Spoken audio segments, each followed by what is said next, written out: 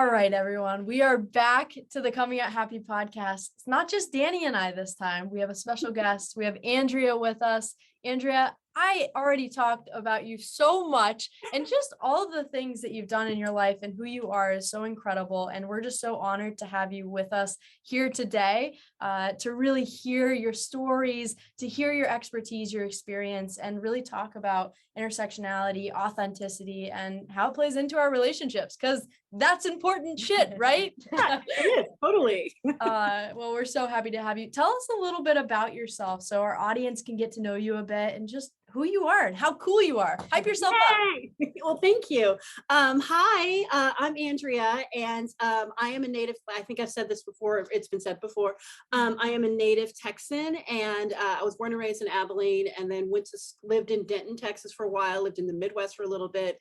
I'm currently in Houston right now, and I've been here for 7 years, and I love being in Houston, and Houston has produced so many wonderful people like Beyonce and Megan Thee Stallion. And I am I try not to be, but I'm very excited about being a Texan. It's fun to be. We're very proud of who we are. Well, I mean, look at your shirt.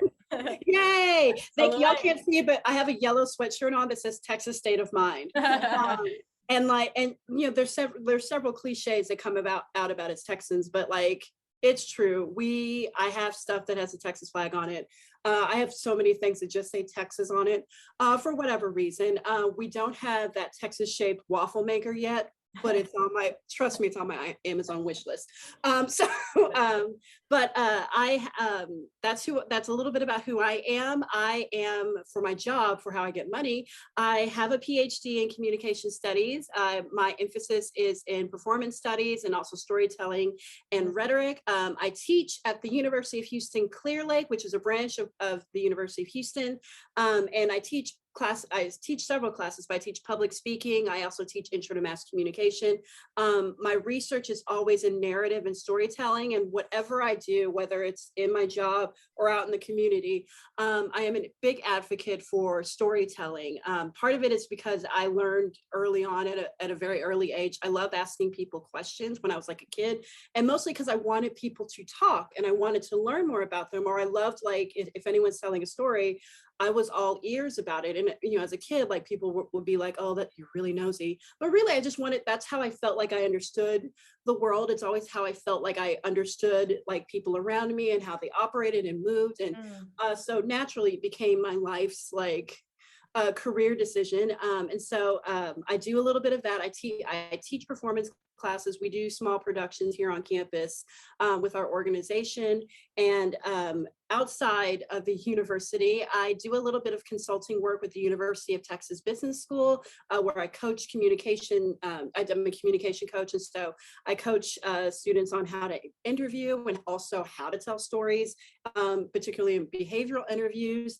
And in the past couple of years, probably because of the pandemic, have not been as much involved in my community as I would like to. But in the past, I've been a part of the Bay Area Art Collective, which is a found art kind of society here in the Clear Lake area. And I try to dabble in as much as possible. And so that's a little bit about me. I have a partner named Jake, who is probably listening and very excited. I also have a dog, and just like every cliche as well, like, as soon as you get a rescue dog, that is a large part of your life.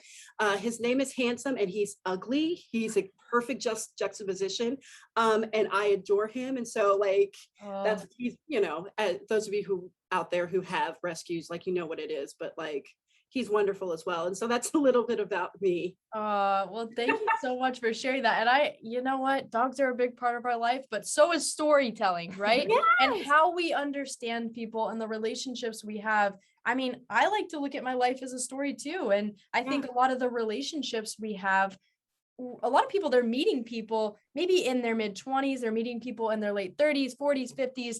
There's a story to be told. So I want to know from you, because I think this is really important and this will speak to your expertise. What do you, in your opinion, what is intersectionality to you, and what does that mean to you, and how it plays into the relationships that we have? Sure. I'll talk about it from a kind of storytelling or narrative angle as well. And this is something I say to everyone when we talk about stories, is that, like, I think that we as human beings move and understand world and culture through stories, right? And the example I always love using is whenever you come home from a long day of whatever you do, a loved one or a friend or somebody that you care about will say, how was your day, right? And once you move past like saying like fine or it was good, you'll probably articulate a series of events that happened today, which means like every day we are always telling stories.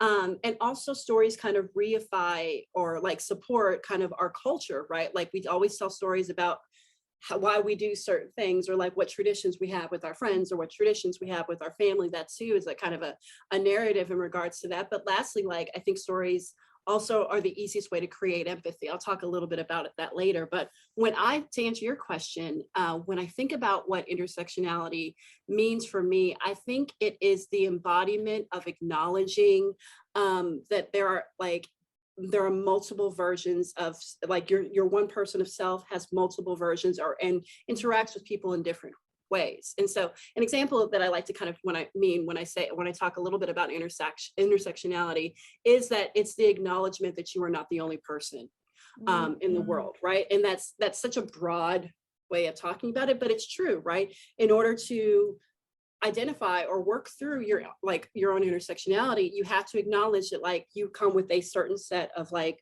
cultural characteristics, and every time you meet someone or every time you have an experience or every time you are in a new place or a place that's familiar, how you intersect or how you engage is based on those sets, right? I had a mentor once kind of explain it with the idea of like Legos, if you will, right? That's a very sweet way to kind of say it, but like whenever you are putting together different Legos, like one person might have a couple of Legos and put them together a certain way, and another might do the same thing. We're all still like existing in the world, but it's different levels of engagement there. And I think the easy way to say this is that I love talking about intersectionality because of those kind of bits and pieces of Legos, right? Like even though I can live next to someone or live in the same neighborhood as someone, we can go about the world with different experiences from it.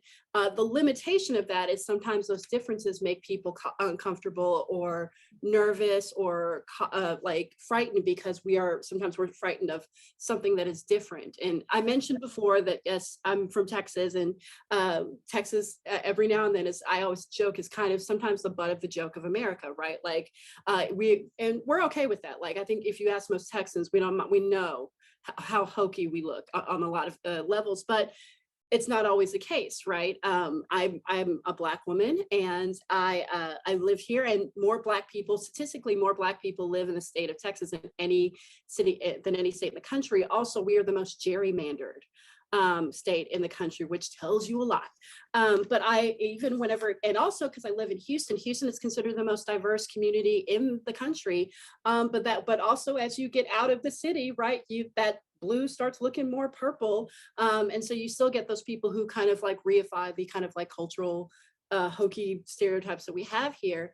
And engaging with some of those folks, or like mixing in with some of those folks, means that sometimes those intersectionalities are fun and interesting and curious experiences, but also sometimes they can be uncomfortable and dangerous in a lot of ways. So that was a long way to kind of answer what I think intersectionality means. But my hope whenever we talk about these conversations, right? Like whenever we have these conversations about intersectionality, is that when we think about who we are, it's that ourself is like who we are and how we grew up. It's not a bad thing, right? I shouldn't be ashamed of like, if you grew up with lots of privilege or if you didn't grow up with a lot of privilege, but that it's just a part of who you are, right? And being mindful of it first, I think is the first step to like engaging with other folks. So yeah. Oh my gosh.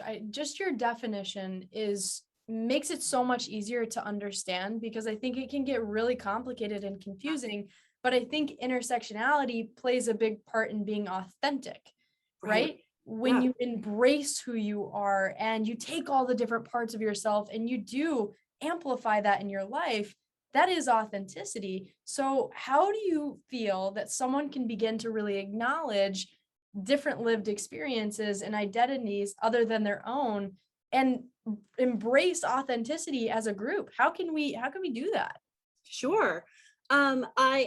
I think there is no how to, right? Like, and sometimes I wish for some of these situations. And again, marking that I'm a professor. And so I get this question a lot, and from some of my students of like, how do I fix it? All right, now I know that this is a thing. How do I go out in the world and fix this with my family? Right. And there is no like how to like, fix all of it. If that happened, like we'd live in a different world. But Right, yeah. a good way to kind of approach it, if you want, and I say this to everyone, like once you acknowledge, a good way to start that process is acknowledging where you are first, right? And also being true and honest about kind of those limitations in regards to that. I come across lots of students who are great students in my university, and I'll use this example here, but many of them have never had kind of any kind of adversity whatsoever, or like they grew up in a community that was all one race and everyone was affluent and whatnot. And so whenever we talk about these things, they're like, yes, racism is a bad thing, right? Is it on the test? That if it's on the test, right? I said it in a way that they understand it's a thing, but have not lived in the experience. And so backing that process up, I asked them to like really think about what it means to be you first, right? And I think for so many people, not just those students, but like anyone who's engaging with intersectionality or engaging with who I am, I think having those honest conversations can be a joyous but also terrifying experience. And I'm a professor, but I am not a psychologist. And so I'm not going to go into that territory. So when I ask people to like first think about who you are, I always like to think about it as like make a list of all the like cultural identity markers that you have, right? And you don't have to like sit down with like a piece of paper or anything of that nature, but if you know that like, oh, I identify as a cis woman, and I identify as a mom, and I identify as like a bike rider, and I identify as like whatever, just making a couple of those and really asking yourself what that means for you. And moving past like, it means like I have a place in the world, but really thinking about what that means for you. Because once you get past that first step, I think that's when it does get a little scary of like, well, what does it mean, right? Because it feels a little existential. But once you know that place, then I like to think that once you kind of know who you are, you start looking for those kind of cultural markers in other people with a little bit more empathy. Right. Say that you're able to create more vulnerable, authentic connections when you identify these different lived experiences, other than your own, and you are starting to embrace that, because that plays into your romantic relationships, right? Absolutely. And I think that like, and because it went, and I can, like I said, I vouch, I have a partner. My partner, I am a Black woman. My partner is a cis white man from like Northern Illinois, very corn-fed and almost the exact opposite of who I am. And while we knew we wanted to, when we first started getting together, we knew we wanted to be together, but we also knew he is also a professor as well. We also knew what it meant on a lot of levels. And so much of our like, okay, if we're going to like start this process of, and we've been together for 6 years. So when I use the language, merge our life together, it wasn't like that in the very beginning, but we knew that like, all right, if we're going to start dating, it's going to be different for us a lot. Or when we go out, what does that look like? Or when I meet his family, who is all white, who lives in a town of all white people, what does that look like? But part of that is that we had to look within first of like, okay, if I want to be with this white man who's been my friend for a decade, what does that feel like for me? And do I feel and hear all the things that matter to me? And where does he fit in? And he did the same thing as well. But it does mean that like for him, I'm giggling because he's hilarious, but he is also wonderful. In a lot of cases, whenever I am processing like anything that is Black or any kind of Black trauma that has happened in the past couple of years, he is very good about like saying, okay, what do you need? And not doing the thing of like, all right, well, how do I fix it? Or, oh, well, maybe it's not so bad. He never diminishes. Usually he's just like, I recognize you're having feelings about this. Tell me what you want here. Do you want me to like leave you alone? Or do we want to go to war? Because I'm ready for that. Do we want to do this sort of thing? His always go-to is that he wants to, much like Little John says, like he like, don't start nothing, won't be nothing. He will rather like get buck first. And I'm usually one that's more kind and empathy and want to have conversations about it. And so to gently kind of sorry, I'm rambling now, but like to gently we love your stories. Like I really just feel like I'm in the relationship now. We have a good time. We have a really great time. But we are two people who like, and I don't want to say have that language, but we do. We're both communication scholars. And so we have been studying this for a long time and know what it's like. But I always think about some of my friends who are also in romantic relationships or in the process of it or dating or just existing. And what does it mean to like have those conversations? And a lot of it is them having those conversations with themselves, right? I think about one of my friends who is it's that sweet spot where like they've already gone to coffee, but they don't have a label yet, but it's getting serious, right? It's that sweet level of like, oh, I don't know. We're all, as all of our circle of friends, we all are just cheering around like, oh, it's that like area. So it's kind of that liminal before we get going. But now I'm watching her slowly kind of say, and she is Mexican American and he identifies as Indian. And she's already kind of having the conversation of like, this, what in a couple months, what if he has to meet my family?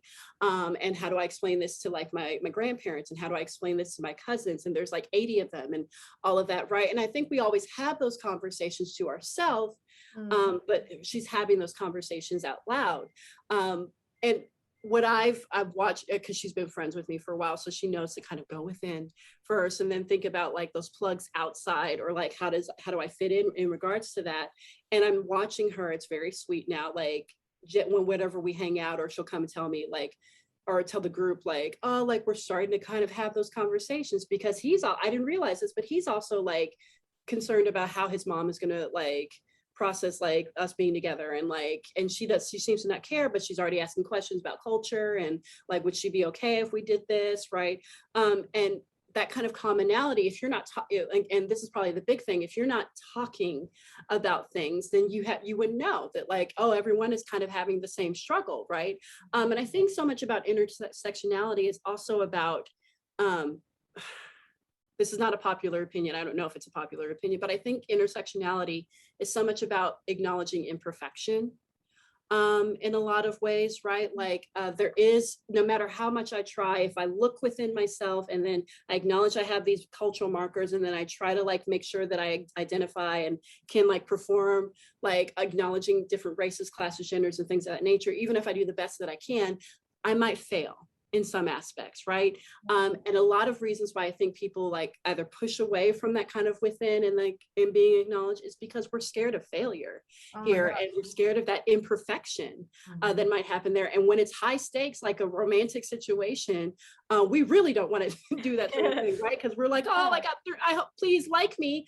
Like, how do we have these conversations, you know? And but I think that, I think when I see my friend, I know that she's watched me and my partner go through that process. And it's been like, she was like, I watched it and it was hard for y'all, but it helped out in the long run, because it's almost like you set a strong foundation for knowing what to do, like when it comes to having these conversations or engaging the world and all of that. But it means starting that, like trying to lay that foundation as sound as possible. I almost said as like thick as possible. I am not an architect. That probably doesn't work either, but like laying a good foundation is probably good. So yeah. Oh my gosh. Yeah, no, that's really true. And I think that, you know, there's an emotional capacity that you need to have, because a lot of the people that we're working with, right, it's okay, how can I live up to society's expectations? How can I do all of these things? You're so focused on all of these, you know, expectations that you're supposed to live up to, when you need to have awareness for these different kinds of things, because there's so many different layers, right? And if we're not focusing on ourselves and who we are as people and acknowledging our place and all of these things about ourselves, how can we go and have these romantic relationships, right, when we can't actually support one another on that emotional level? Because just like you mentioned, between you and your partner, it's how can I support you? How can I be there for you? That takes a lot of, you know, emotional capacity. You can't you can't pour from I mean, we say this all the time, you can't pour from an empty cup, right? But it's true. You cannot. That is dead on. Yes. Yes, exactly. Right. We could say it over and over. And there's so many different ways to say it, right? You can't put on, you know, someone else's oxygen mask before you put on your own. It's all of these different things. So do you feel like in your situation, you had to have capacity and you had to have enough self-awareness to have the relationship that you have today? Yeah, In retrospect, I like to think I did, but I probably, or like that I had enough self-awareness to kind of like go through with all of that in retrospect. But if I think about who I was in the moment, we've been together for 6 years now, and we kind of like did the courting process for the better part of a decade. I know that sounds like excruciating, but we lived in different places. It didn't quite work. It was definitely a very long will you guys, won't you kind of situation. But all through that process, once it kind of got to the point of like, okay, I think we're both in the same place, we're about to both be in the same city, that I was so excited to be with this person. Like it took so much to check all of that so I can be like, okay, if we're going to start merging our life together, I need to be honest about, all right, this is what you're a white guy and you have no idea what it's like to be a Black woman in the South. Absolutely no clue whatsoever. How do I have those conversations? So every now and then it was a lot of me having to put my I say this to all of my friends whenever they get excited about things, where I'm like, keep one foot on the ground, don't fly away, right? Because particularly when we're excited about a partner or we're excited about a relationship, we can just, or at least certain signs, I'm a Scorpio, we'll just like, goodbye, all right, I'm like, we're gonna do this. I'm a Cancer, I feel you. We get one bit of affection, we are gone. Yeah. But yeah, one foot on the ground. I'm gonna be thinking about that. Basically, yeah. That it took a lot of effort to be like I could feel myself like carry off once we started in our relationship of like, oh look, we're emotionally like compatible. Oh look, like I really want to spend my life with this person. Oh look, we both said I love you. But every now and then I could feel myself completely lift off, and then would have to like remind myself to put a foot on the ground of like, okay, now look at all these things that are happening politically in the country. And now you get to see the ugly side. I can't like be in love with you without you being a united front with me. And this is what it means to be a united front. And so we had some growing pains, I would say, in our first year. And part of that growing pain, and he would also say the same thing of like, oh, I'm excited to be with you. Oh, we got to figure out what it means to be together. And it was a lot of back and forth. And we kind of went through the flows of that, and we are in a really good, so we've been together for a while now, so we are flying, no feet on the ground anymore. But it took a while to like, when in those first stages, to like remind myself that, and part of it was that I was like not letting myself really fall in love and really be happy, but I knew that if I wanted to be with someone for a really long time, I needed to protect myself. And part of that self-love was making sure that I had a partner that understood my experience first, and understood what it meant to be a part of my experience and part of my world. And I would do the same for my partner, but I needed that first. And that's where it really started to like allow me to feel comfortable to take off, once I could see, and once we kind of got settled of like, okay, I see, not only do I see you as a romantic partner, but I see you as a partner, and I see all the sides of you and what it means. And I can't connect to your experience because he's a white guy, but I can empathize, and I can tell when you're affected by something, and I can be ready to support or do whatever you need in regards to any of that. And so and I say this to you, and I say this to everyone who is listening, when you're thinking about, intersectionality with your relationships, like there's a part of if you're ready to give your full self, like it's okay to protect it first in those relationships, right? And the person who you love, or the person you choose to love, will hopefully follow suit. Yeah. What are some other ways that you can protect your energy besides having those conversations, explaining, who you are and your background and everything that you came from? What are some other ways that you can protect yourself?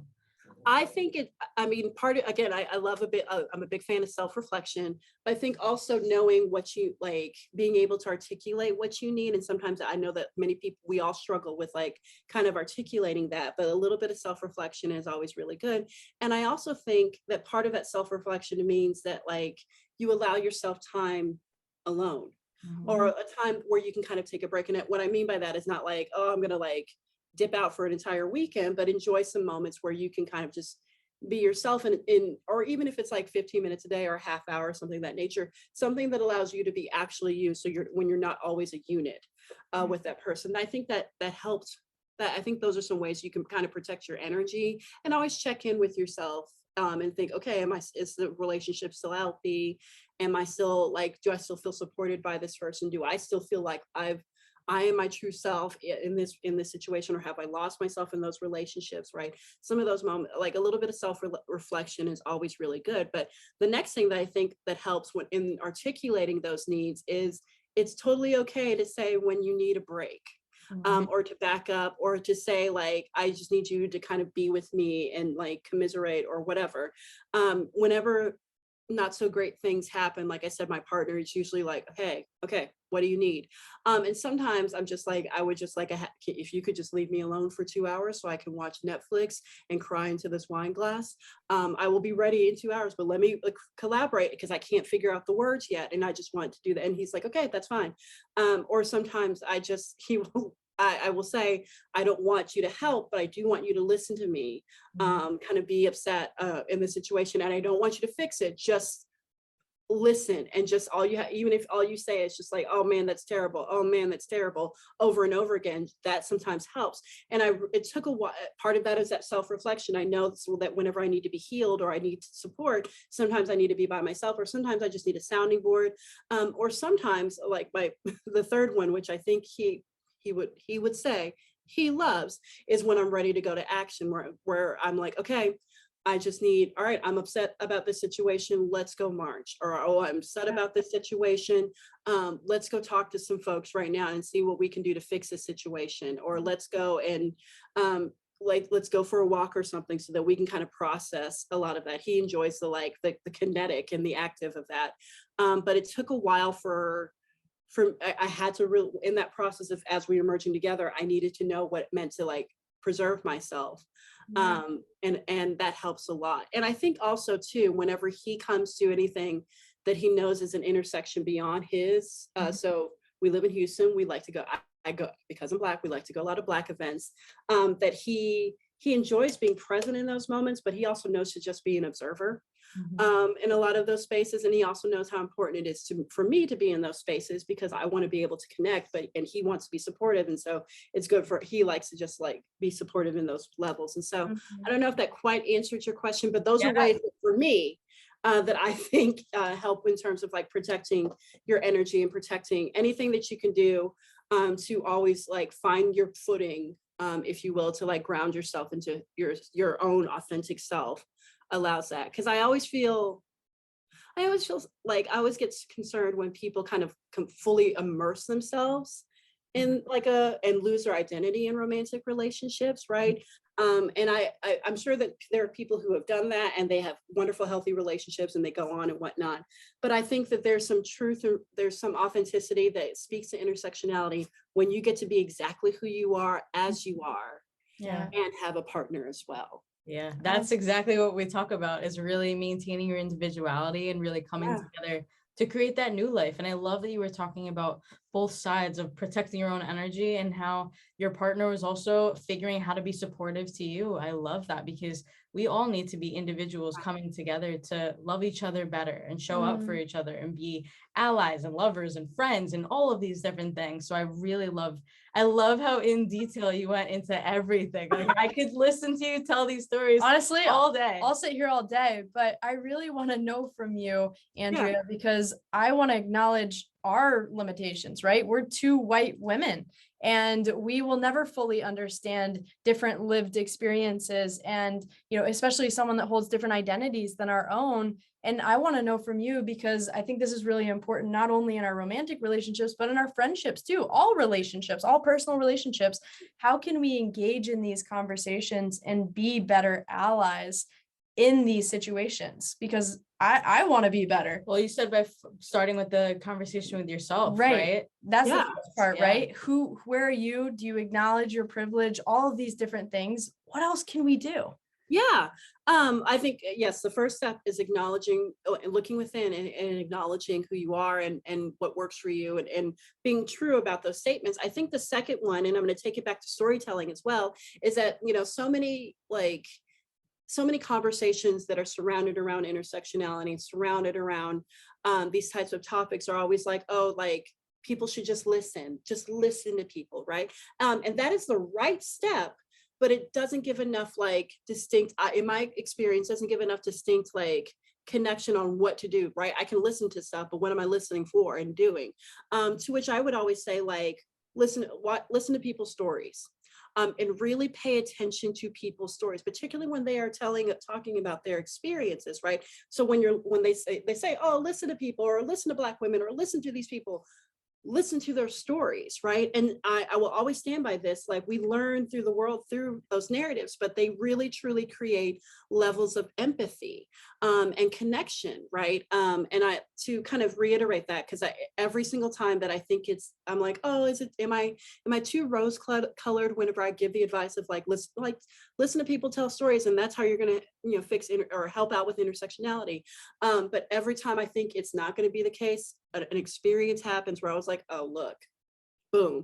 So I do feel very confident in saying that, and I wouldn't be myself if I didn't offer a story that helps support this, right? And I, as I've mentioned before, I teach, and one of the things I talk about in some of my core classes, and usually for many of those first year students, that's the first time for some of them, most of, like, because we have lots of Gen Alpha or Generation Alpha, Gen Zs, and so they've lived with the internet, so they know every aspect of what gender expression looks like, or they've heard of any kind of expression of like sexual orientation or whatever, because they've been with it. But there's always like a small percentage that grew up in a conservative background that has no idea. And so that is when they come to my class, literally the first time they've heard of any of that. And it's not like I go into a class and I'm like, all right, we're going to break down every one of them. But usually it's just all I have to say in those classes is like, oh, gender exists on a spectrum. Sexual orientation exists on a spectrum, right? And several of them to be yes, and watching the conservative students or those students who have never had those experiences kind of look around and be like, oh. And that's just enough for that kind of conversation. And usually once those students feel confident, some of the students who do identify as different genders kind of like, will be like, yeah, like me, and I identify as this, and this is my experience, cool, right? And they tell their stories, and it's always in kind of a relaxed area. And I'll watch the nonverbals of the students who I know don't have those experiences, and watching those gears turn. And I had a student, I will always think of this student, after class, he's total cowpoke in every way that you can think of: Wrangler jeans, dip cup, white, right? Cowboy hat and all that, like comes into my office hours after class, and like the heaviest twang you could ever hear of was like, so you're telling me that someone can be born one way and then another, right? Or they can just like not do any gender at all and just be them or whatever, right? He's just saying everything I just explained in class. And I was like, yes, yeah, that's a thing. And he sat there and he looked up and he goes, I just realized I don't care. He goes, and what I mean, and then he went on, he was like, he goes, my entire life, they said that, this is bad and all these other things are bad. I just realized I has no recollection on my life. And like, now I know how to talk to my grandma about this because it doesn't even do anything. And like, I'm in school with these folks and I had no idea, and it doesn't even do anything to my everyday experience. I just realized it doesn't have it. Like my whole family told me I should care. I don't, right? He goes, and thanks, right? And then just walks off, right? You're like, okay. Yeah, like, right, you're welcome. But there's always little stories that happen like that. I don't know if that shift would have happened for that student or for anyone if they had not heard these stories, right? Or just listened to, or just acknowledge that some of these experiences existed. Because it's one thing to watch a statistic, and it's one thing to like watch the news. It's one thing to like, oh no, like, oh, I read about it once, or no. But when you hear someone talk about their lived experience, and it is just beyond your experience, that is the easiest way, I think, and the most effective way to kind of create some empathy, right? And even when I hear experiences that are beyond mine, or stories that are beyond mine, it's always good for me to say like, okay, I can't identify with this, but I sure do know what it's like to feel misrepresented, and that I can connect with, or I sure do understand what it means to be like, to like try to do my best to communicate who I am and it not be understood. And this is where we can connect. I can't connect to your entire experience, but I understand why you would be pissed off here. Or I understand why you would be, angry here. Or I understand why you want us to do better here. And that's probably the top way to, like, if you are trying to figure something out and you're trying to like be better at intersectionality, listening to those stories. And I think the next step after you listen to these stories and it helps you kind of empathize, I think it's like, it depends on the person, but the next step I always say is like, be a good ally or be a good accomplice. But I also think that's a complex way, because sometimes, like, even after you hear these stories, it may not be safe for you to like be an accomplice, or the time may not be right for you to be an accomplice or ally, right?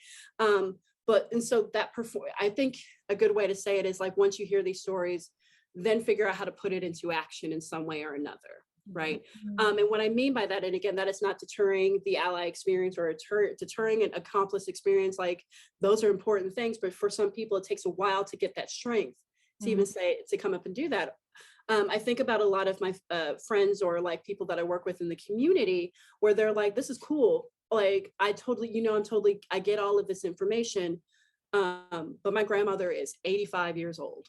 And I love her so much. And I don't know if I'm going to be able to change her in those situations. Right. And so while I'm with it, it feels like I'm living a double experience because of that. Right. And I'm not going to say that person is wrong, because that is, again, another level of intersectionality. It's their experience, but it allows me to understand, like, what if you get it and you believe it and you're down for it and you want to put it into action, some of those spaces are not comfortable for it. But like that, I think that person, and then for other people who don't feel like, going to war every single time, is in those places, they find other ways where they can put that space into action, right? And sometimes it is just as small as like hearing a off-color joke and being like, what do you mean by that? Yeah. Right? And that is within, right? And that is an easy way to kind of like check someone, that is not like, oh, what, like a huge, like grandiose move, but like some of those subtle things or whatever, or just a gentle, like, we don't use that word anymore, right? Like, or like, what do you mean? Like, or when you say this is what it means. Like, finding little ways to put that into action is a good way to do it. But I think it always, y'all, I'm biased because I study it, but I think it always comes back to like, engage and listen to people's stories, right? Yeah. And I think we do it as humans, and we do it as Americans all the time, right? We love watching movies. We love watching TV. We love like listening to podcasts or whatever, because we love a narrative. We love and part of listening to those narratives means that like we can kind of see a possibility of ourselves in different aspects of it, right? And that's not to say that I can watch like a Marvel movie and be like, yes, I am Black Widow. But it's like, right? But it is to say, like, maybe you're watching that movie and you're like, I like the way she handled this scene. I'm wondering if I could like use that language, or what empowerment can I get from this particular thing? We're always looking for different versions of ourselves through media, and media is all dictated by stories. So yeah.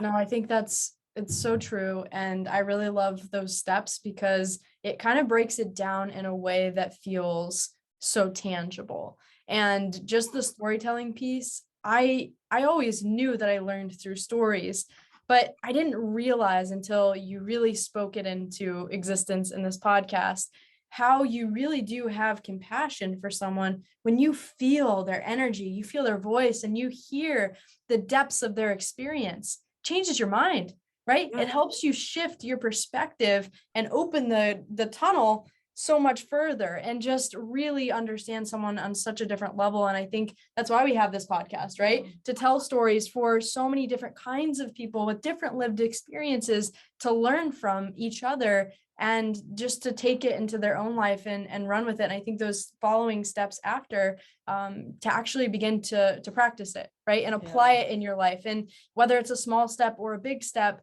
to know that you're opening up capacity to make this a part of your everyday life, not just to listen. Yeah. I think it's really, really important.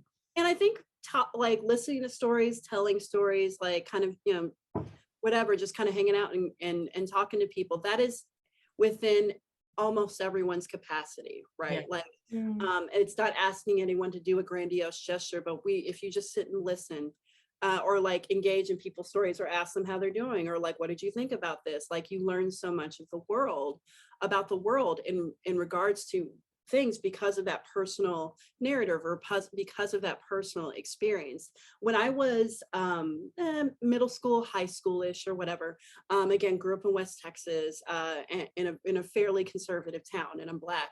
I remember trying to negotiate after understanding kind of how like certain words, like, we say lots of slang words, and some of those slang words in the 90s are extremely problematic, and listening to and I was also really big on like English. And so I would look, because I was a nerd, also look up every word that was there, where I was like, oh, like I'll look it up in the dictionary. Like, what do these words mean?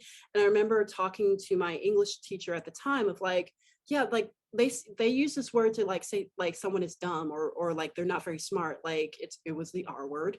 And I was like, I don't understand why like people say that, or like if that's not that seems like it's not a nice word. And I remember my teacher at the time was really like, well, I'm just trying to eat lunch. But part of that kind of like having that conversation, I remember maybe a couple weeks later, it was some time had passed in that narrative or that time period, where we had a lesson where we talked about we talked about how we create language, and like here are some words that we use and why do we use those words, and how did that word change over time. And in reflection, again, all the signs were there that I was going to be a college professor and I was going to love storytelling. But in reflection of that, like learning about narrative in those particular ways, or like learning about how language works in those particular ways through stories, or through like making sense of things, really it sets up a good foundation. I think it does. It sets up a good foundation for lifelong learning, right? Like you can't know everything all at once, but like that we all learn. If that we all learn things through experience, we all learn things, and we keep telling, when we document it by keep telling stories, right? In the way that some of y'all or people in the world have like traditions, or like things that they do with their friends and whatnot. You can ask them why they do it and be like, because we always do this. We always go get corn dogs before this event, or we always go do this sort of thing. But like having that reflective moment allows it to be like a critical thought in progress. And I think it's really magical. I think it's the one, if I could be rose colored for 1 second, I think that is the one way where we can shift paradigms, is by listening to stories, and it is by having some empathy. And I also think it's fun. So yeah, I mean, I think it's fun too. Just hearing the way that you broke all of this down over the years and become an expert in, storytelling and communication, and how we learn from one another and how we understand and can support one another. I love it. I love all of it. And I want to know from you, as you really, you put things into words in such a way that makes sense. What does it mean to you? This is a question we love to ask everyone that comes onto the podcast, because this is all that we talk about here. What does it mean to you to be your most authentic self? I think for me, I've been thinking about this a lot. I think for me to be my most authentic self, I think it means to have grace for myself, or to be a little forgiving of myself. And when I say a little, like just like, all right, even if I didn't get something wrong, I'm going to do my very best to not beat myself up over it, but there's going to be another day. Because if I don't have grace for myself, how am I going to be gracious to other people as they are learning, right? And that way, when I think of every aspect of my life of what I think is authentically Andrea, if you will, because I love stories and because I love engaging with people, and I really love the life that I've created for myself, and the truest life that I've created for myself, it also means that like, even if I start the process of being critical, that I'm just going to go for it. And then if I feel bad later, that I'm just going to have a little grace for myself. And like, grace takes a lot, saying you're sorry is one thing. Grace takes a whole level of like muscle work and like emotional work to be like, I'm going to forgive you and be kind to you, even if you feel like you don't deserve it. I'm just going to give it to you anyway. Right. And I think that working that muscle a lot and being gracious is probably are ways that I can allow myself the step to be, even on the days that I don't feel very great. It allows me to work my way out of those funks by like just having a little grace for myself of like, all right, I know you don't feel great, or I know you don't feel good about that interaction, or you've had an awful week, or we've been in this pandemic forever and it's stinky. I'm going to give you some grace anyway, because you deserve it, because you exist in the world. And that's something I still try to do the work anytime I meet anyone or engage with anyone, to have a little bit of that in me. Not always, but I do my very best to do so. But it allows me, knowing that I will always give myself grace, means that I can never like fully fail. Oh my gosh, that is So no, this is so beautiful. You just said You're it. so poetic. The Yeah. way that you say things is just amazing. Well, it makes sense, Andrea. And why it makes sense is that when we're mean to ourselves, it pushes us further away from our authentic self. We talk about this with our clients all the time. Yeah. When you are hard on yourself, when you beat yourself up and you say all these different things, it pushes you away from the authentic version of who you really are. And it creates a barrier. And so Right. when you give yourself grace, it almost is the key to authenticity, because it's like, I'm showing myself that you can open up, and that vulnerable part of you can be seen by the world, because it's okay. It's okay if you fail, because a failure will lead you to the next place. So that was a beautiful answer, and I loved it. I love that. But yeah, I think maybe that's what we should name the podcast. But anyway, no, thank you for sharing that, Andrea. And I want to know from you, as we kind of wrap up here, is there anything that you're currently working on that we can share with our community that you want any of the listeners to know about, how they can contact you if they want to reach out to you? I'd love to hear and just kind of amplify some of the work that you're doing. Sure. There's like one or two things, but I'll probably just leave with my socials anyway. Like I said, while I've dabbled in a couple of things, I'm kind of like taking a gentle self-care break in a couple. So all the things I do in the very beginning, I'm still doing those things, but taking a self-care break until the summer, and then it's back on with some of my projects. I do some stage work here on our campus at the University of Houston Clear Lake, and what we do is we use the stage to answer social questions about social phenomena. And so we have a show coming up. We live in Southeast Texas. We have a large Latinx population here, and we're doing a show about Selena Quintanilla Perez, the Queen of Tejano. And so, like, if you happen to be in the Houston area, we would love to come have you. The show goes up in April. That's probably the only big project that we're working on right now. But my socials, you can find me on Instagram. You can also find me on Twitter. I will say this: if you find me on Twitter, it's just I don't really tweet as much. I usually just kind of post some other stuff. But if you find me on Instagram, I do lots of cute, adorable things. And you can see the dog. And that's if not, if come for me, stay for the dog. He's just really great. He looks like an Ewok. He's perfect in every way. But biased. I am biased. But my all of my socials are McBeester. It's spelled McBeester, the number 2. And those are all of my socials. If you want to continue to have a conversation with me or reach out or whatever, you can find out if you happen to be in Houston, you can find out things about the show. Or if you're just in Houston, you want to hang out, or you want suggestions about things to do in this city. I, again, as a native Texan, really love where I live. So I'm happy to share that space as well. So those are my socials, and those are the things I've been working on. That is so I'm sure we have listeners in Houston, and I'm sure that would be super interesting to see if someone can go to the show. That's amazing.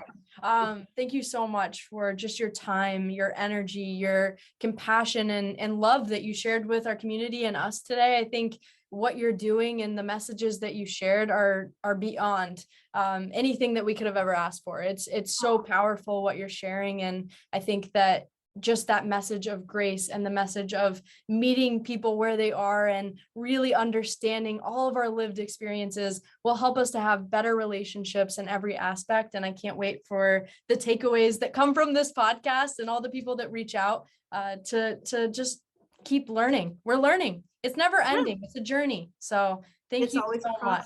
Yeah. Thank you guys so much for having me. I had a blast. I appreciate it. Well, we'll end it here. Thank you so much. And we'll see everyone on the next episode.